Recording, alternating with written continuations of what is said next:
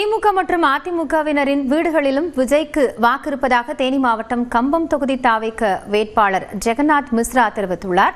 News 18 candidate with candidate நிகழ்ச்சிக்கு அவர் அளித்த கருத்துக்களை தற்போது பார்க்கலாம்.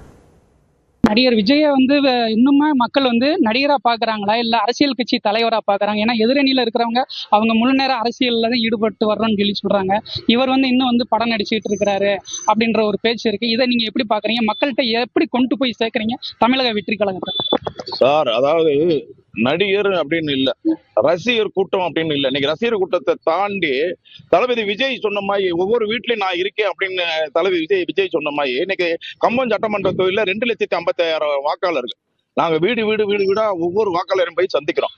அந்த எல்லாருடைய மனசுலயும் தமிழக வெற்றி கழகம் தளபதி விஜய் நிறைஞ்சு இருக்கார். இன்னைக்கு பாத்தீங்கன்னா கல்லூரி படிக்கக்கூடிய மாணவிகள், பள்ளி மாணவிகள் எல்லாருமே அவங்க அப்பா அம்மாவை விசிலுக்கு ஓட்டு போடுங்க அப்படின்னு எல்லாருமே சொல்றாங்க.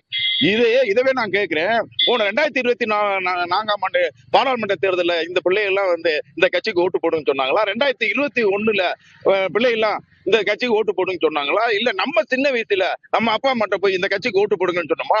இன்னைக்கு மாற்றம், அந்த பிள்ளைகளோட எதிர்காலம், இன்னைக்கு சின்ன குழந்தைகள்லாம் மிகப்பெரிய ஒரு பிரச்சாரம் பீரங்கியா இருக்கு.